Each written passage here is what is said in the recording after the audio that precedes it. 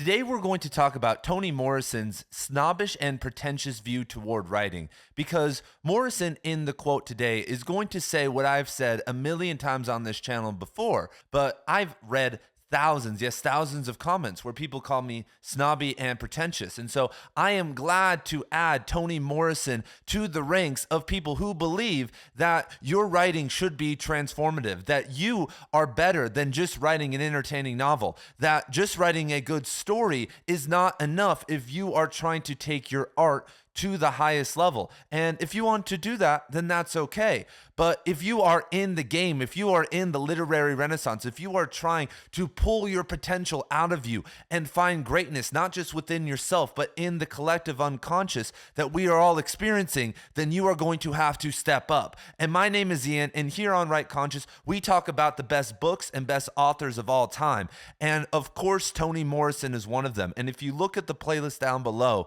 you will find an ever-growing library of videos on Morrison's life, her books, and her writing philosophy.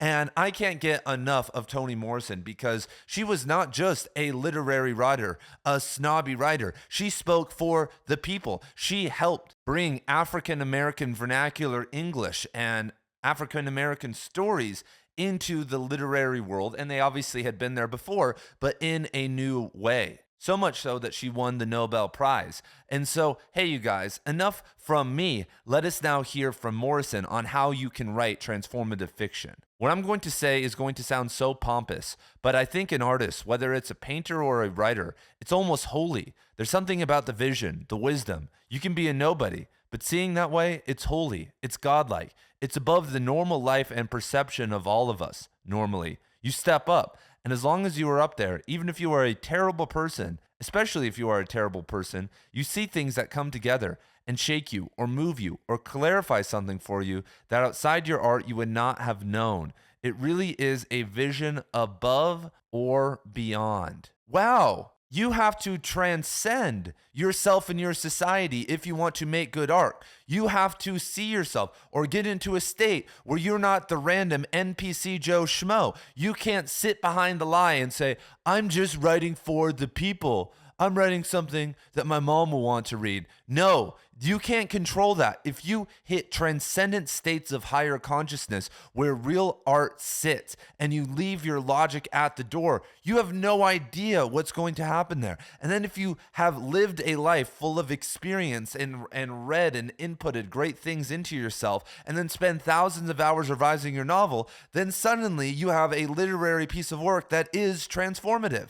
Because the other thing that happens here, and this is what people don't realize, I don't think people have had transcendent experiences while writing. It's much like psychedelic experiences or a religious experience. You hit this state, you see this perfect unity of the story and all these different things, but it's a picture, it's this idea, it's a feeling, and then you have to bring that down to earth.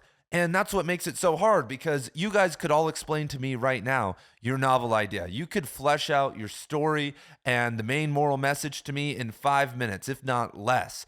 But why do we then spend thousands of hours writing something that's going to take someone 5 hours to read? It's because we're trying to show this unique vision. There's a vibe. We're trying to show this irrational unity that we see in that flow state, in that artistic state. That is our job. And it's not just about seeing it. So if I take a psychedelic drug right now, I'm going to enter an altered state and see the different perceptions on things and the unity of things and deep thoughts about myself, yada, yada, yada. And that experience with psychedelic drugs or through meditation or whatever is accessible to the everyday random person. But during that experience, you don't have to capture it. So an artist, especially a novelist, has this vision, and it's got to be a huge idea. And that's the whole point of transforming yourself. Because if you want to suddenly write transformative fiction and you aren't transformed yourself, you're going to be a phony. You're going to be a faker because you're going to have this really weak idea.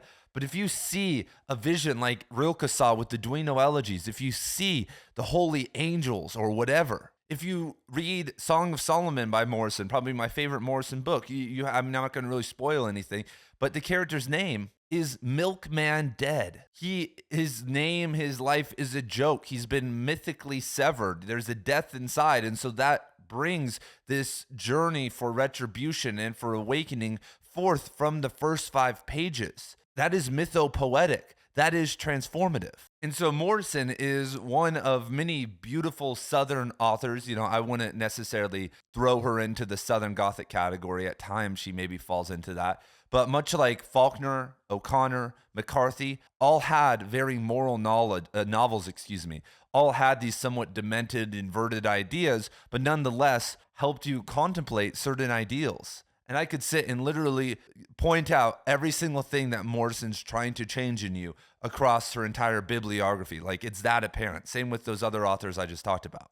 Same for most of the books behind me. So is your work invoking a higher reality? And it's sad that we fell away from this, because I love science fiction. I love fantasy, like the good stuff. But most of it, including most normal literary fiction writing, is crap. But I feel, because of the obsessiveness in the genre fiction world, that it is a pseudo shadow replacement, that people enter that field of dragons or these crazy worlds to feel something and to create a simulacra of this actual experience, so that they don't have to do it themselves. Because if you logically can put together all these different worlds and these places and this lore, then you don't have to focus on that other vision. You don't actually have to tap into something and see what you are given. And obviously there are instances where that happens, where there's this idea that's either being researched for years, like Frank Herbert was doing, then the idea came. Or maybe it's prompted by a deadline and the need for money, like Hyperion, and then you just tap into something and find something.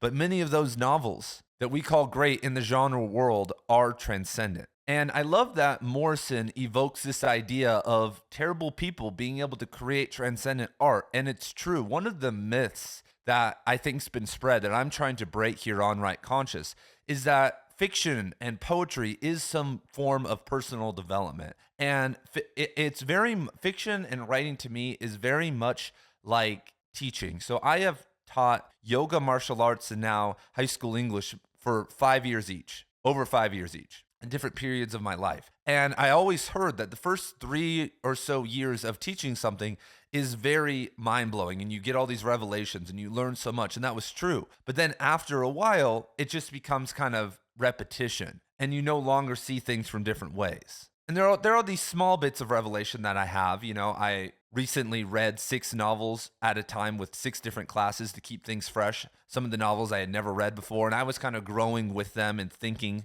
about these ideas. But writing is somewhat similar. That people feel like it, I need to write. I hear that all the time. I write to live. And if that's the case, you are most likely very traumatized, which is okay. But in general, from what I've noticed, that compared to other things like religion or meditation, yoga, journaling, dream work, like I just go on and on, those don't have a cap in terms of development, relationships, solitude. But for writing, you do make progress, but after a while, it just becomes something that you're doing. It's like a craft. It's a sport. It's something that you're experiencing, because if it was something good that really turned and changed the soul, then many of the authors behind me who were absolute pieces of crap wouldn't have been pieces of crap, because they had spent tens of thousands of hours working on their fiction. And unfortunately, we are complex people, that if you have a growth-oriented mindset and you've had an experienced life and maybe even a rough childhood, most likely, if you need to make monumental changes in your core being, it's going to take a massive amount of effort. And this kind of goes back to the idea that I don't really believe people can change. When someone says I've changed, then I say, okay, well, show me the tangible facts. I know people who were once addicts and they have had to go to daily AA meetings for years, for 7 or 8 years, and they're going to continue for the rest of their lives, to just remain sober. I've known people with other problems, and they've had to get, do daily meditation or yoga or become religious or have a near-death experience to be able to move past some of these core issues that they once had. I don't think I've barely ever known anybody who had one of these overnight changes with no real effort for a traumatic or malignant part of their personality. And so fiction is not that. But that is all to say that a terrible person, a person who's screwed up, can still see and still experience transcendent states.